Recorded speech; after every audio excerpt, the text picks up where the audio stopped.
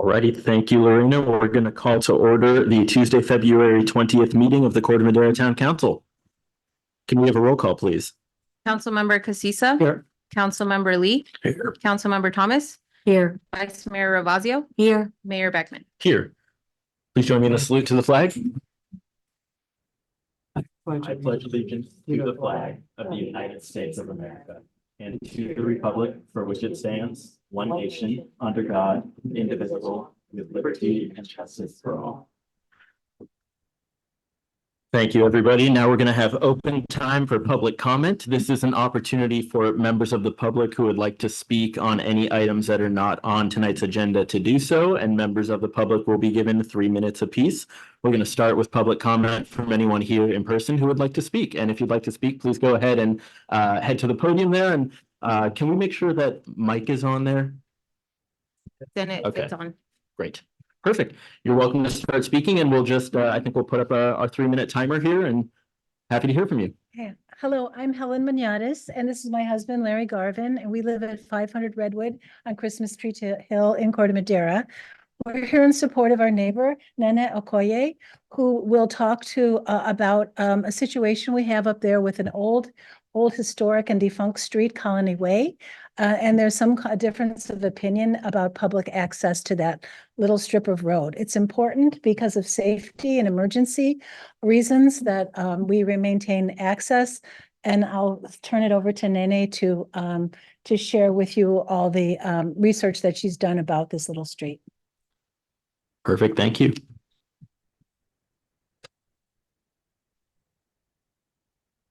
Good evening, everyone. And thank you so much to the esteemed town council members for hearing me. So as a resident of Christmas Tree Hill on Corte Madera, I would like to raise a concern regarding Colony Way. This is a public right-of-way that has existed since before the town's incorporation in 1916. It has existed for 127 years. And however, a new neighbor at 619 Redwood has been unfortunately attempting to block other residents from using the pathway by adding signs, cones, permanently blocking the road with cars, and dissuading and admonishing people when they pass by. And I urge the town to assert its right over its ownership of Colony Way and take action to ensure this public right-of-way remains accessible to all residents of the hill, especially since Colony Way is significant for emergencies such as fires or other hazardous conditions such as severe winds knocking over trees. It's worth noting that Christmas Tree Hill is a wildland urban interface. And maximizing the number of egresses and exits is a true matter of life and death and safety. In a wildfire or other emergency, having multiple exit options could mean a difference between life and death.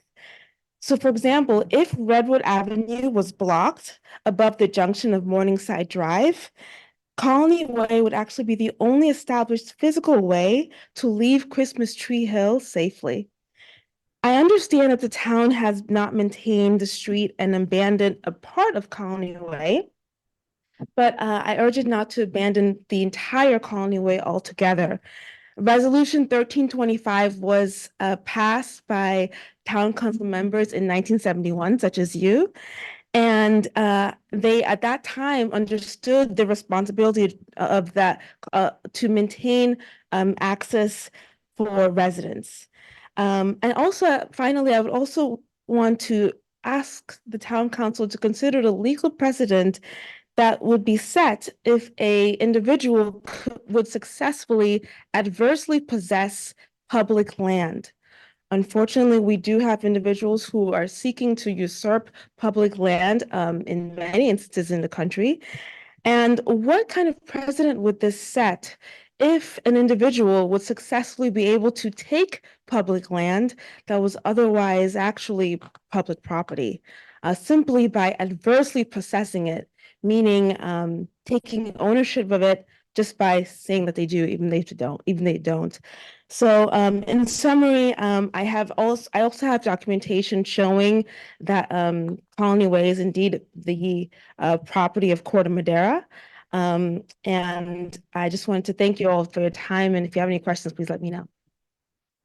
Thank you so much. We'll do one last call if there's anyone else in the chamber here tonight who hasn't spoken yet and would like to. And seeing none, do we have any hands up for public comment on Zoom? We do not have any hands raised on Zoom. Actually, one just went up. And I will like to note for the record, we did receive a comment earlier and it was uploaded to the website for the public to access. Perfect. Okay, Michael Harlock.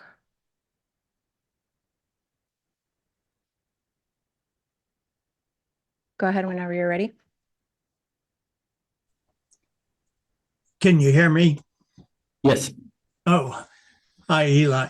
I just want to support the very articulate presentation that was just made by my neighbor.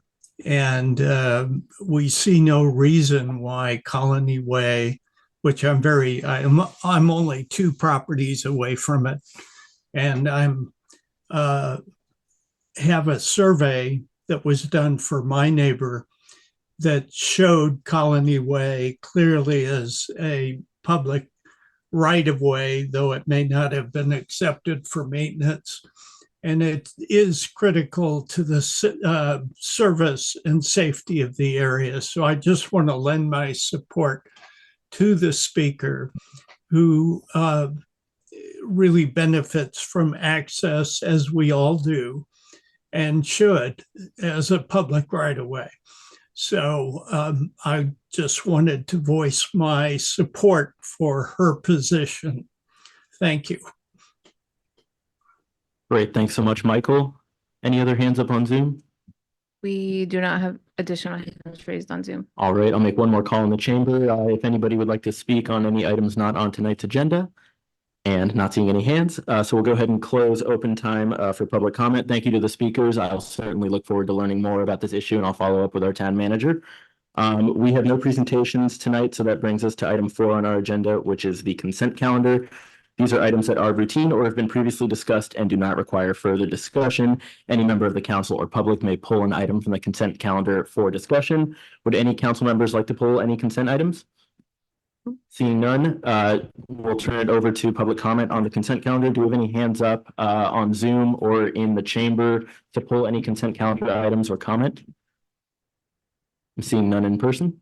No hands on Zoom or email public comment. Okay, thank you. We'll close public comment and bring the consent calendar back to the council for a motion. So move, we pass from 4A to 4I. Yes. I can second it. 4I through 4J, I believe. Oh, 4J, sorry, missed the second page. Perfect. Thank you. Councilmember Casissa? Yes. Councilmember Lee? Yes. Councilmember Thomas? Yes. Vice Mayor Ravazio? Yes. Mayor Beckman? Yes. Thank you. The motion carries. Great, thank you. We have no public hearings tonight, so we'll move on to our first business item, which is 6A, which is related to accepting the 2022 road resurfacing project as complete, and I will turn it over to Chris.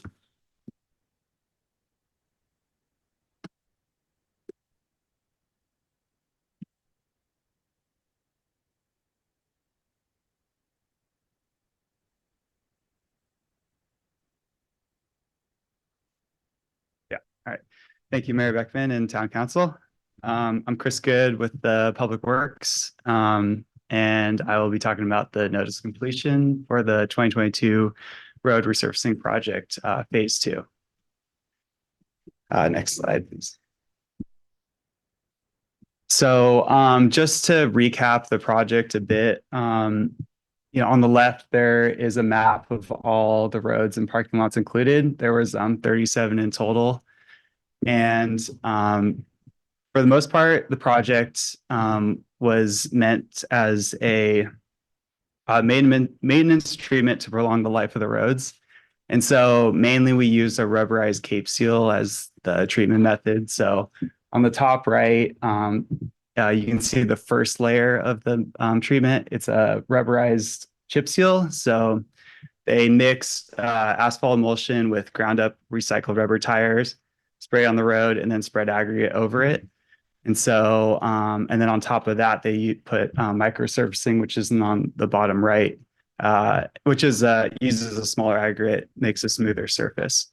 So I think one misconception in the project was people thought that they were going to get, a brand new paved road. And these maintenance treatments are just meant to prolong the life of the road, and they're not as aesthetically pleasing. So some people were a little concerned. That also mixed with, issues we had with workmanship. So, but I'm going to get into that next. So next slide, please. So as many of you probably know, we had a lot of issues during this project. A lot of it had to do with our contractor, Doolittle Construction. So I could go into it, for a long time, but I just want to give a brief summary of the issues we ran into. So, the failures mainly, went into 3 categories: workmanship, housekeeping, and completing the project on time. So just going into workmanship, there was material failures with both the chip seal and the microsurfacing that required, removal and replacement of some areas. A lot of the material went down uneven. There were irregularities, rough surfaces, a lot of different things we flagged. We had areas where oil was bleeding through and causing, premature failures. And, another big one was that the contractor wasn't microsurfacing from edge of road to edge of road. There was a lot of areas they missed, and, lots of issues like that. So a lot of issues with workmanship. By the end of the project, we had 456 items on our punch list to repair. And just to put that in perspective, on a normal project, we usually don't have more than 20. So a lot of issues there. So the next was housekeeping. The contractor left a mess all over town. We got a lot of complaints from neighbors about aggregate on the roads and on the sidewalks. They left utilities buried under the treatment layers. So we had to, towards the end of the project, go find all those buried utility covers. And then a lot of oil spilled on, concrete surfaces, private driveways, landscaping. So a lot of issues with that. And then finally, timing. Just from the start, the contractor had a lot of equipment failures and issues following their own schedule. Part of the problem is they were a little overambitious. Some days they said they were going to seal 16 roads and they would only get 4 done. And so that was one of the things that probably upset the public the most, is they would come through, no park a whole street, and say, we're coming today. And then they wouldn't show up. And then they do that 5 more times. So that was, the residents were rightfully upset. We were really upset with, the contractor as well. So we just had to work through those issues, and we met with a lot of people to try and, deal with things, when everything came up. So next slide, please. So here's just a few pictures of, some of the worst issues. On the far left, that was in the parking lot for Town Park. Just the microsurfacing was just coming apart in places.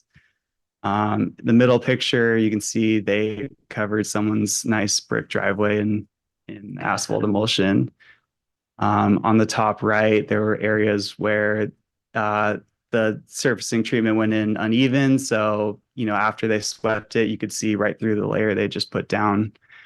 And then the bottom right is one of the areas that was bleeding through. So the whole layer got soft, and you could see people's tire marks as they drive through. So all of these were addressed as part of, the punch list at the end of the project. Next slide. So just going through, the town's response to dealing with all this.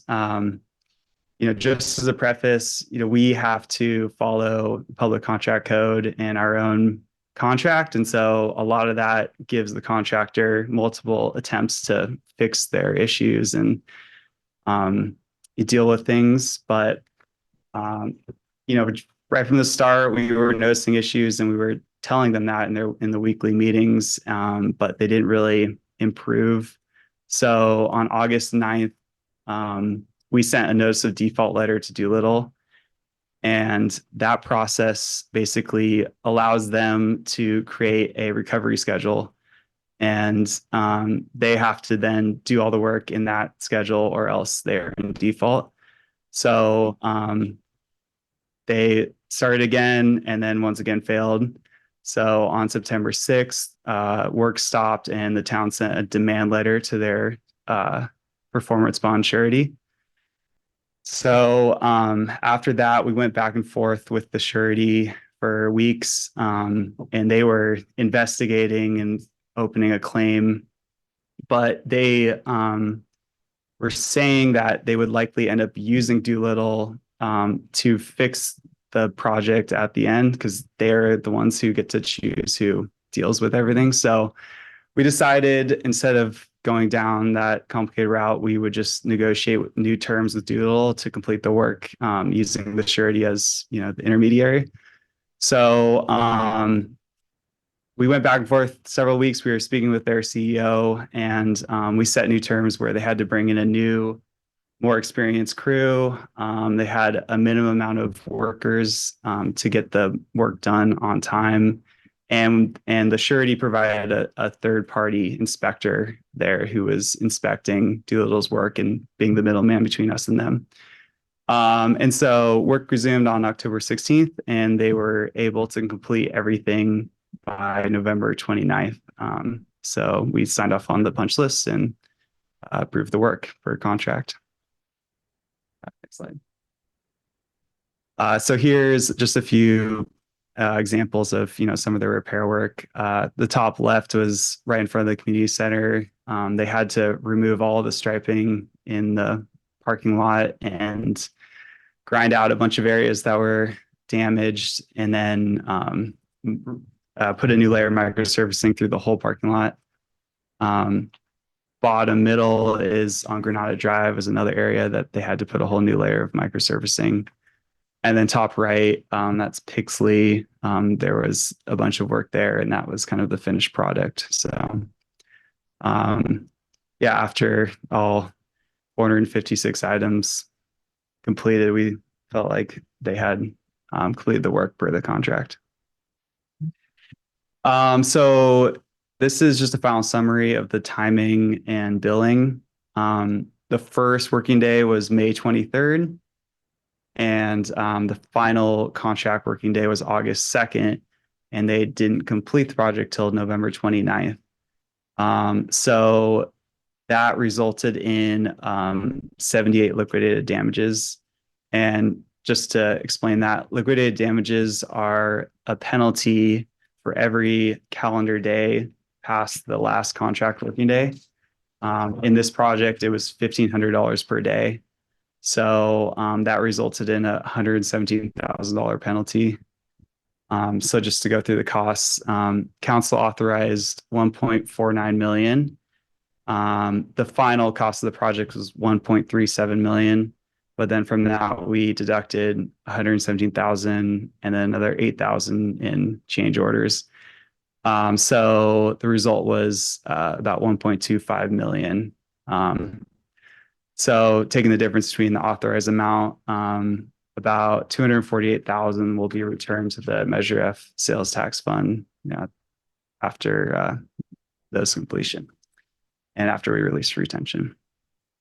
And then I just also want to mention, you know, town staff's continuing to monitor the roads. We're planning to go out in spring with our material testing consultant PEI and review all the roads, make sure everything's still good.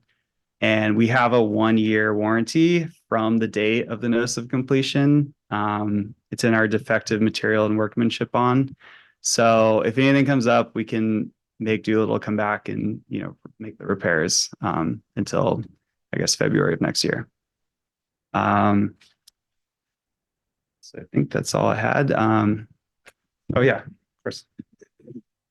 I'll just add a couple of comments here. I thought it was really instructive to have Chris here and bring this item to the council. These things, it's unfortunate what happened, obviously, with the performance of our contractor, but I think the response by our team in Public Works, led by Chris and RJ and Dimitri, I think was also involved, is important to share. And I think this is how we resolve, these sorts of issues and problems. And I know Chris, and like you said, you were out dealing with a lot of concerned residents, public comment.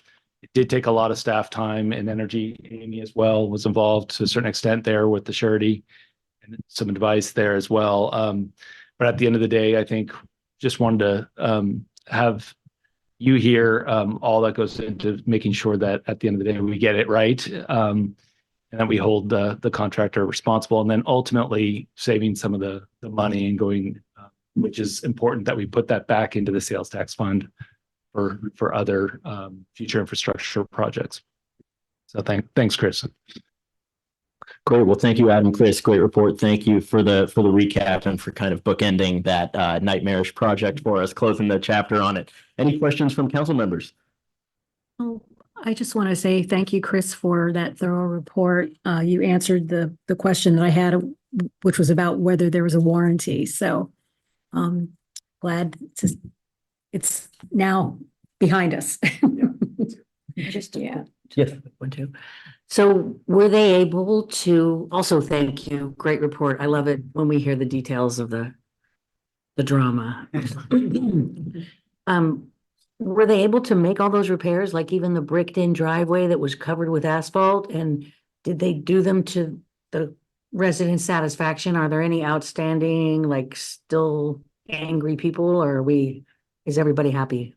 I believe everyone's happy. There was 2 claims that were opened up, and it ended up going through Doolittle's insurance company.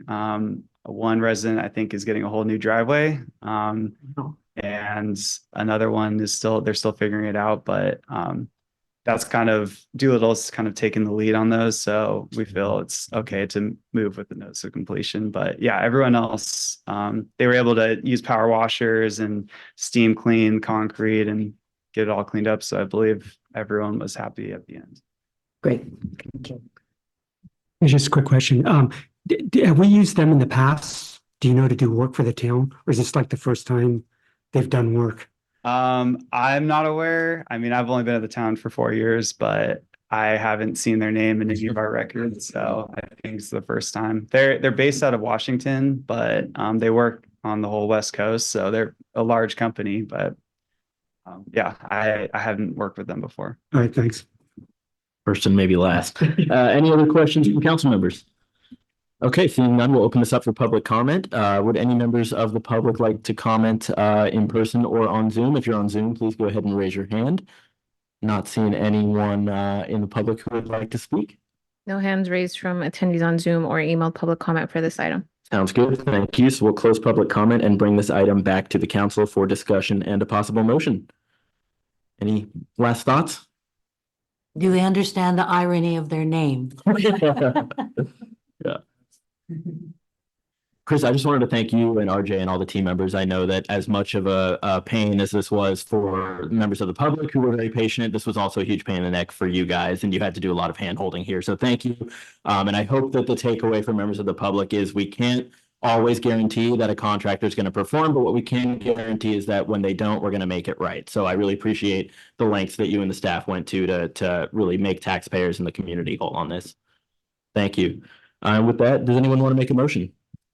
I shall, if, would you like to make? Yes, move that we approve the recommendation of staff to finalize this project and accept a great job. Good job, well done. Thank you. Second? Okay. Councilmember Casissa? Yes. Councilmember Lee? Yes. Councilmember Thomas? Yes. Vice Mayor Ravazio? Yes. Mayor Beckman? Yes. Thank you. The motion carries. Great, thank you. Thanks again, Chris. We're going to move on to item 6B, which is possible action on resolution number 08-2024 related to approving a signing bonus for a potential building official, and I will turn it over to Adam. Great. Thank you so much, Mayor Beckman and council members. As I think the council is keenly aware, we've really been making every effort to recruit and retain a highly qualified and experienced building official for several years. Our last employee hired into what is really an important role. It's critical to a lot of the services we provide related to building safety, building permits, deals directly with a lot of our community members who are trying to improve their properties, as well as large, important projects and overall building safety. But really, our last employee that was hired into this role actually left the organization after approximately 10 months, maybe 11 months of employment in October 2022, and left for another building official position with higher pay. Since that time, we've initiated several recruitment efforts, one through a recruitment firm at a cost of roughly $10,000. We've also, as the council's aware, we've increased the building official salary schedule by 5%. That was done last year. And these were all attempts to really find creative ways and new ways to attract high quality people to this position in this recruitment. Unfortunately, these resulted, I should say the efforts ultimately resulted in a couple of offer letters to top candidates being offered, but unfortunately these candidates declined to accept, and they cited compensation as the primary reason for not coming to work for the town. So based on our prior conversations with the town council in 2023 about taking creative approaches to hiring hard positions to fill, and building official has always been one of those positions. We were fortunate to hire a senior engineer this last year who started about 2 weeks ago. But the building official position itself has been extremely challenging. This request tonight is for that the town council authorize the provision of special compensation in the form of a hiring and retention bonus up to $20,000 to be paid at the discretion of the town manager over a period of up to 3 years from the date of hire. So I really feel this compensation for the building official position will allow us to make a very competitive offer to one of our candidates and allow us to relatively quickly hire and retain a top-notch building official. The compensation requires revising the current employee MOU that has been negotiated with the confidential professional, technical, and mid-managers employee group. I've discussed with representatives of this group, and there's agreement that hiring and retention bonus for this particular position is appropriate to attract the right candidate to join our team. So again, this item is requesting that the town council adopt resolution 08/2024, which would grant the town manager the authority to pay up to $20,000 in hiring and retention bonus for the position of building official to be paid up to 3 years from the date of hire. With that, I'm happy to answer any questions that you may have. Great. Thank you, sir. Any questions from council members? Thank you. I was wondering, is there sort of a standard way of structuring the payouts so that we get the most time, so we don't have someone leaving us in a year? I wouldn't say there's a standard way, but I think the $20,000 allows the flexibility for us to be very competitive with a portion of the hiring bonus and then stretch the rest. And that's why we structured the language this way, at sort of a year of passing the probationary period, and maybe upon 2 years of hire, we could stretch that remaining money into a essentially retention bonus. And that speaks to, I think that is an important incentive. And so I think the total amount here allows us to be somewhat creative in that regard as well. That should. Great question. Any other questions from council members? Just one. Is 20,000 enough? I mean, how do we stack up next to our competitors with regard to salary? I think it will make us very competitive with our, top candidates, who, yes, it would certainly have us ahead of our local sort of adjacent neighbors in regard to this position. It's also a way to make that change without actually affecting the salary schedule itself. So it's a sort of a short-term increase, but I'm very confident that it's enough for us to, Great. like I said, relatively quickly attract a top candidate. Great. Any other questions? And if not, we'll open this up for public comment. Any members of the public who would like to comment in person, please feel free to head to our little podium there. And seeing no takers, do we have any hands up online? No hands raised from attendees online or emailed public comment for this item. Okay, thank you very much. We'll close public comment and bring 6B back to the council for discussion. Who'd like to start us off? And I'll just say that we just hired a fantastic community development director. We're super excited to have you, Amy. And I think we've got to fill this role. Building out Amy's team, I think, is like the last piece of the puzzle. The building official really is the last piece of the puzzle. So very excited, happy to support this, and would love to entertain a motion. I'll go ahead and make the motion to approve resolution number and my eyes are going, 082024. Second, Okay, Councilmember Casissa. Yes. Councilmember Lee. Yes. Councilmember Thomas. yes. Vice Mayor Ravazio. Yes. Mayor Beckman. Yes. Thank you. The motion carries. Great, thank you. And with that, we'll move on to our last business item, which is a recap of the January 30th Strategic Planning Workshop, and I will turn it back to Adam. Okay, thank you again, Mayor Beckman and council members.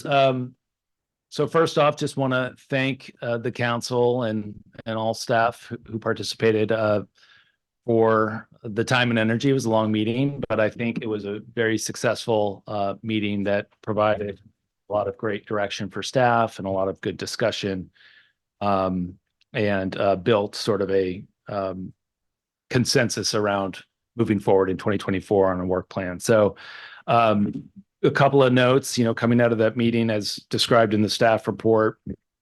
I think there were a few items that staff heard very clearly we need to come back to the council for some further discussion on and direction. This is besides all the other things we will be coming to the council on as part of our work plan items.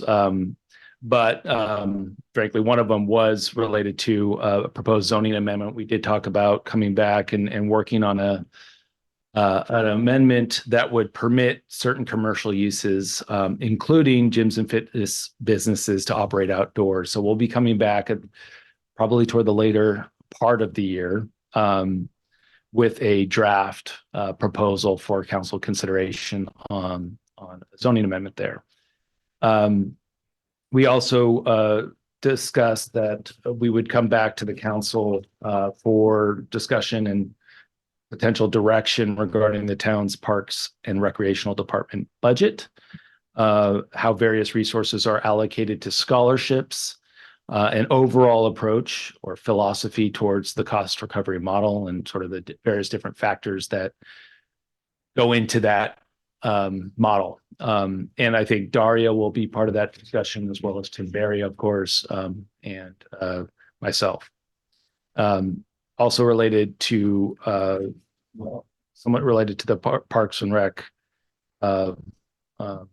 work program, we discussed coming back to, well, we heard loud and clear there was an interest in the town really figuring out a way to facilitate a physical space and creating space for our senior community for activities and programming.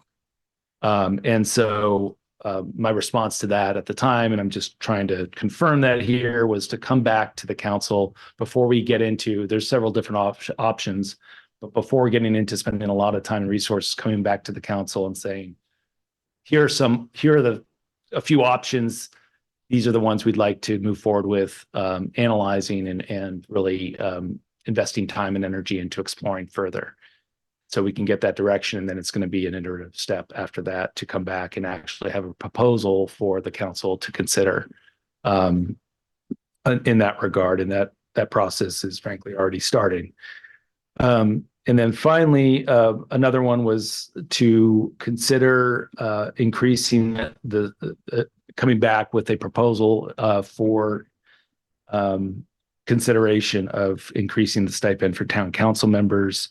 And that was pursuant to recent state legislation to advance and for the purposes of really advancing equity and inclusion goals and attracting potentially new council members or to apply, knowing that obviously there's a lot of time and commitment involved, and at the end of the day, that can actually increase the applicant pool to being a council member. So we'll discuss, and Amy and I've already started discussing about strategy and come back with maybe a proposal of like the right timing and how to potentially structure, maybe some options to consider about how to structure that potential stipend increase at a future meeting. And so with that, those are the main items we've sort of built into coming back to the town council with over the course of the next probably 6 months. And there was also a broad discussion about the categories, the relative importance of the various different work program areas, and some adjustments there. You'll notice that we did combine community responsiveness and customer service into like one category there. And we did move the equity inclusion work program area into category 3 and sort of described each of these different work program areas with some examples of what those actually entail. And so with that, I would love to hear any comments or questions that the council may have, but I'm looking forward to the council accepting this work program for 2024, which I think is pretty robust and exciting for all of us, and we've got a lot to get started working on. So I'll stop there and ask for any questions you may have. Great. Thanks a lot, Adam. And we will start with questions from council members. Any questions? Yeah, I just have a couple. One, I think we talked about on the budget, doing a 2-year budget. One would be budget, and the second one would be informational. I didn't see that in here, or did I miss it? It's Or if you guys are gonna do, it, that's we're fine. going to do it. It's in the staff report, so it's actually this discussion section and staff reports basically serves as a summary of the discussion. So it is included in the staff report. As we're going to do that 1 year, and then the look ahead as well as part of this upcoming budget. Okay, thanks. And then Monkey Park, I think we talked about, is there going to be about 2 phases? One phase would be like renovation, and the second would be the bigger picture item. Because then we just want to make sure that we're not doing renovations, and then when we start looking at the bigger picture, we look back saying we should have done something different.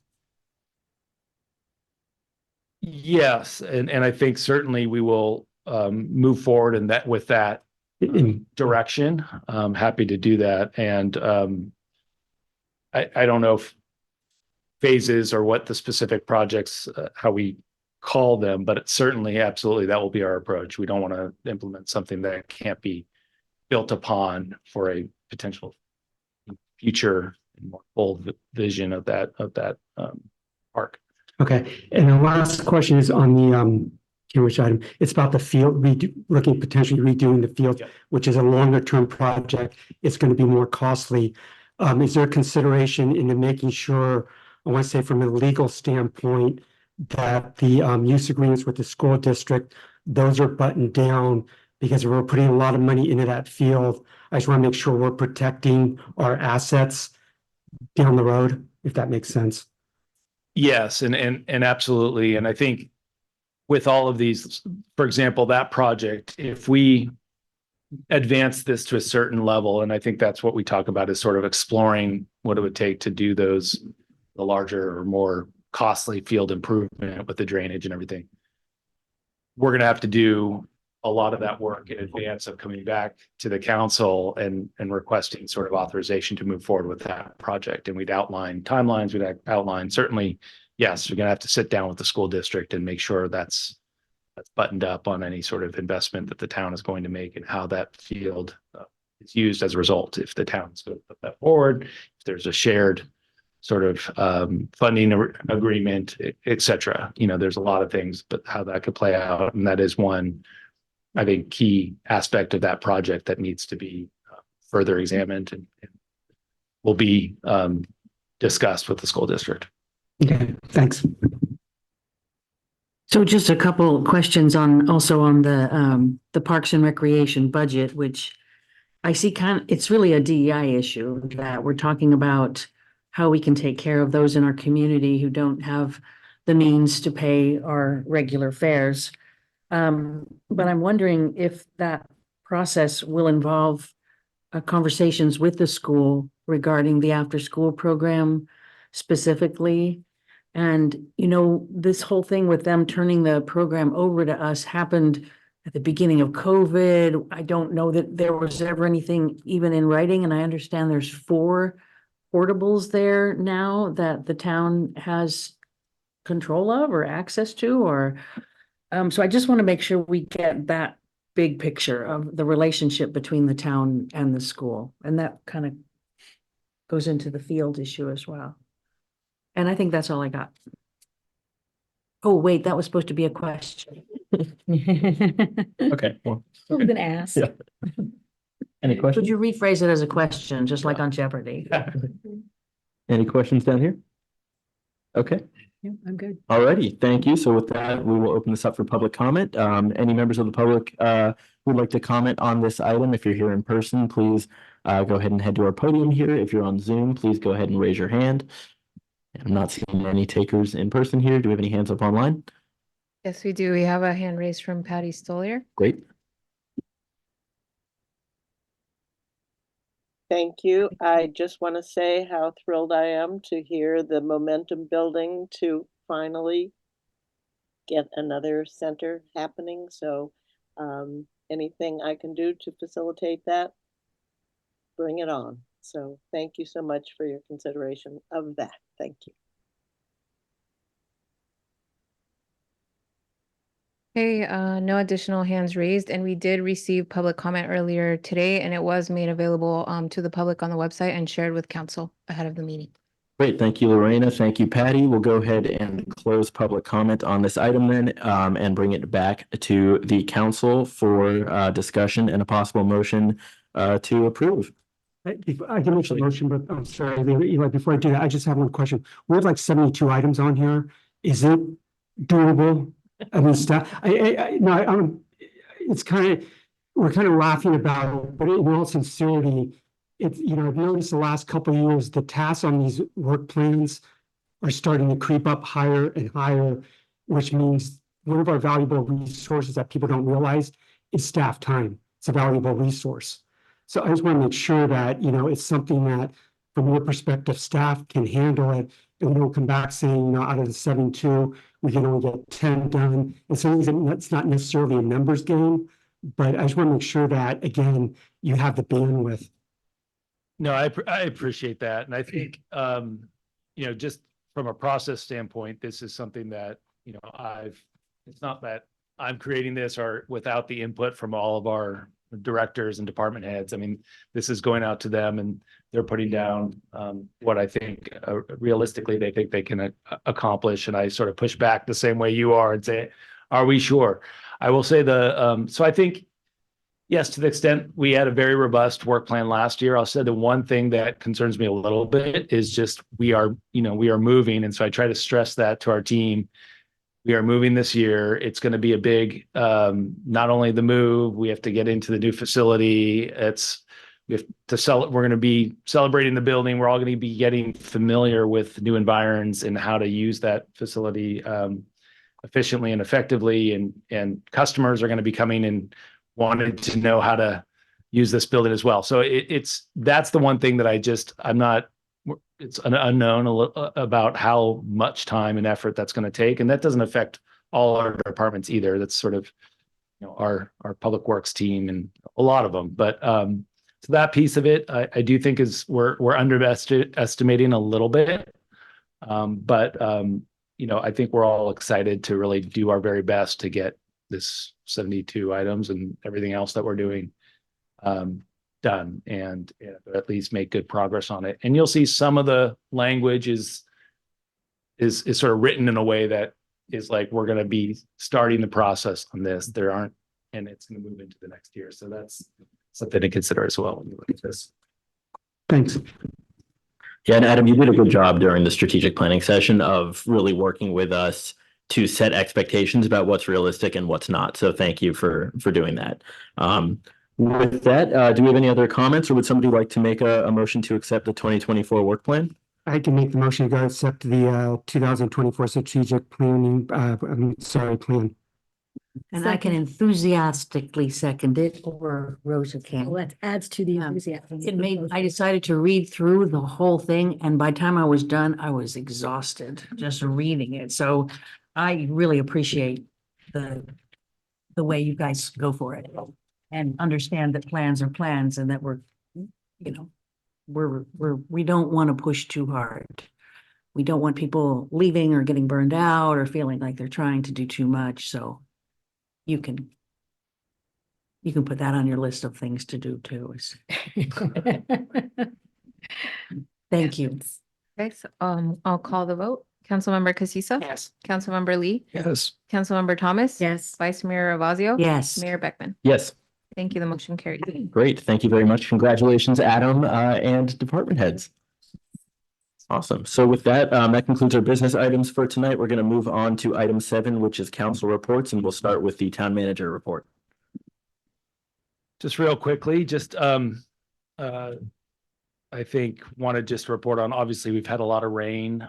This is, extraordinary amount in the last couple of weeks, but fortunately we're holding up well as a town, and that's good thanks to our public works maintenance team and crews who are out there cleaning storm drains. I know we had a lot of ponding, and got a good video from Fred of Saturday that was a little eye-opening there over in Mariner Cove. So but nonetheless, power didn't go out, obviously, and escaped without too much damage or trees down and things like that. So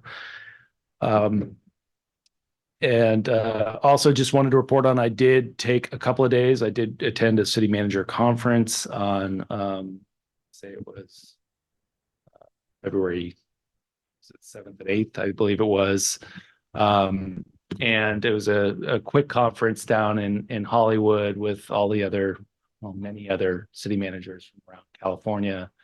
Really fun to interact with people from, doing the same job, but in very big cities, some smaller cities, some rural, some suburban, some major metropolitan areas. So, and some dealing with some of the very things that we are as well, in terms of building new facilities and thinking about how to do new programming. So a good opportunity to quickly chat with some colleagues there, and some good sessions on crisis management, which is still with me, and I think about all the time. Some of the things that I hear other jurisdictions you just have to be ready for, and so going to be continuing to work on that. Building leadership teams. There's a good panel on that, actually, from the North Bay, and then of course I think every professional organization is having sessions on how AI is going to be impacting their their business models, so to speak. So interesting discussions all around, and that concludes my report. Great. Thank you, Adam. We'll move on to council member reports, and we'll start with Fred. A couple of things. I attended Marin Transit Board meeting where we did an evaluation and also awarded a contract for the Millwood Shuttle. So that'll be ongoing this year. I want to say next year, but we're already in this year for 2024. Attended Marin Wildfire Protection Agency. Just a couple of things there. They're going to be starting a new project in Sierrafell. It's kind of like the east end of Sierrafell, down by the cemetery. There's a lot of eucalyptus trees down there. So again, they don't clear cut, but there will be a number of trees that will be cut. They're trying to get rid of a lot of the underbrush that's there. That may be a longer term project. And then the joint powers agreement, there's going to be some tweaking in the verbiage in that. Excuse me, I'm sitting on the subcommittee for that. So that should be coming back to our town council hopefully in the next couple of months or so. I also attended Central Police Authority Council meeting. The highlight there was Chief Norton did a presentation on e-bikes. If you get a chance, take a look at his presentation. He went through the whole spiel about, the various laws, both state, local laws are in effect, concerns that law enforcement has. It was just really a good presentation. And there's a lot of good commentary from the public also, but that's out there on the website. And then lastly, I attended the age-friendly Corte Madera meeting. One thing is that the age-friendly survey, that's out. I think it was mailed 2 weeks or so ago. That gets mailed out to everybody that's over the age of 60. There's also copies available in the community center and also the library. And then Pat and myself, a week ago Friday, I lost track of time. A week ago Friday, we actually sat down with Patty and about 6 or 7 other people and actually stuffed envelopes with the surveys. So that took some time. And a little shout out to Rebecca and also Tracy, because they had a part in that also. And just lastly, along with something you said, I just want to also thank DPW, because I know at night a lot of times when it's raining, I see them driving our neighborhoods. So they're not just coming out during the daytime. They're in different vehicles, either trucks or the huge machines that'll suck stuff out of the storm drains, trying to keep all that stuff clear. So it's not just during the day when it's nice and sunny. They're out at night when it's raining, it's super windy, trying to keep everything flowing. Thanks. Great, thanks, Fred. Charles? I also attended the police council. Another thing about e-bikes is Chief Norton really emphasized that the most effective solution would be education and involvement of schools and parents to help address some of the local concerns or regional concerns with e-bikes and e-bike use. And they also gave us an update on the ongoing and upcoming union negotiations for salary, which will have impacts on our town. So more to come on that. And then I also attended the fire council where I was elected president of the council. So I'll be representing Corte Madera and the community there in that position. And then I went and bought a shiny new fire truck for everyone. 3 years before you get it. Yeah, 3 years. And we also discussed, unfortunately, that's one of the industries that's really been affected by inflation and demand.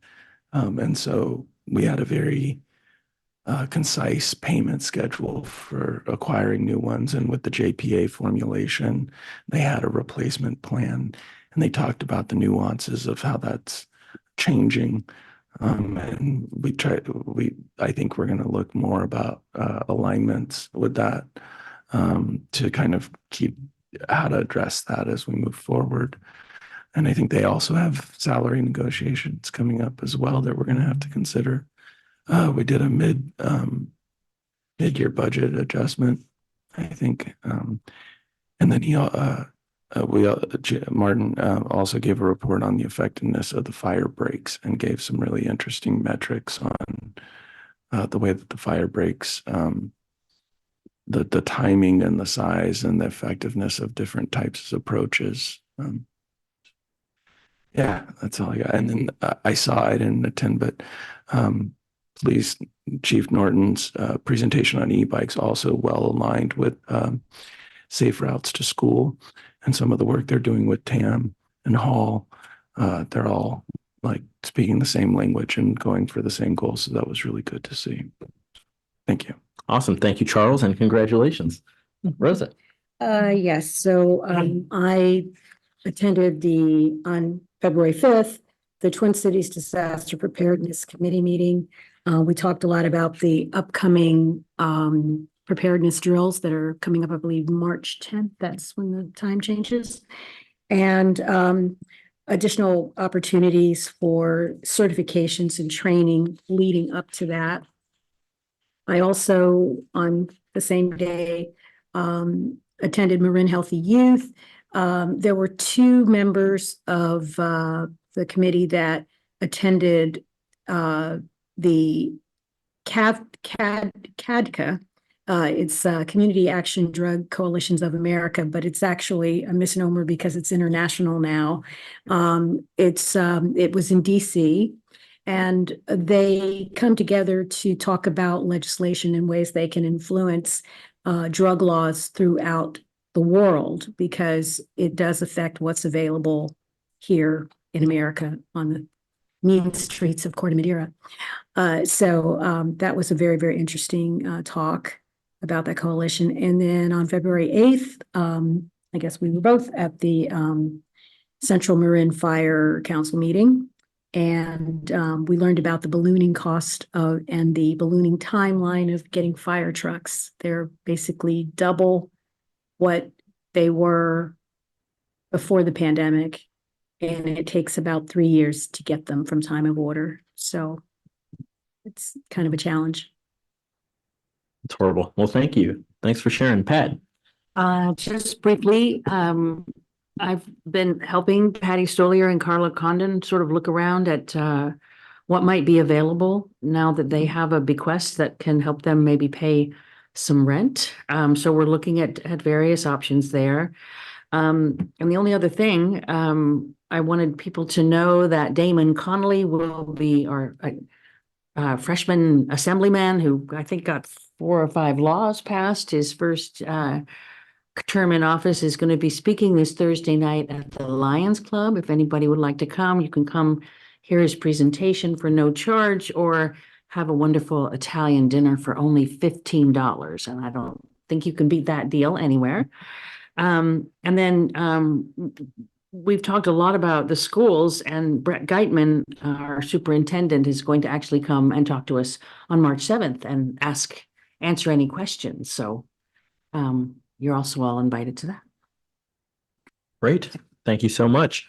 On January 23rd, I participated in the point in time count with Fred. That's like an in-person census of homelessness in Marin County, which is important to receiving and figuring out how best to use homelessness money from the state and federal governments. So that was an eye-opening experience. Attended a Transportation Authority of Marin board meeting on January 25th. Visited the King Tide pop-ups that our staff did on February 9th, which was fantastic. Special thanks to the resident who made their backyard available for people to come and learn about rising sea levels and how it's affecting Corte Madera. On February 13th, I attended a CMSA, Central Marin Sanitation Agency board meeting. Just wanted to highlight from that. CMSA generates its own power from the biosolids that they remove from the wastewater. We also generate power from food waste and organic waste that's brought to us from Marin Sanitary or restaurants or things like that.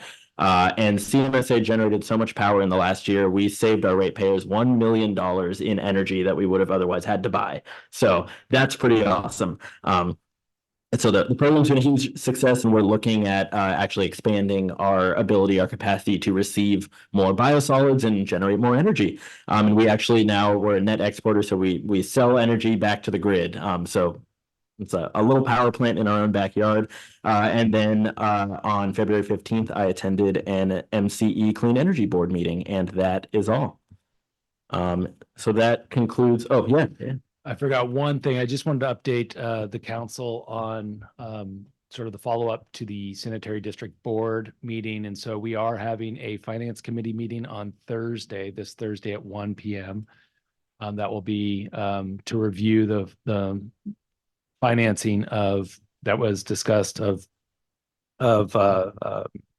potential different scenarios for financing the infrastructure projects that are needed as part of that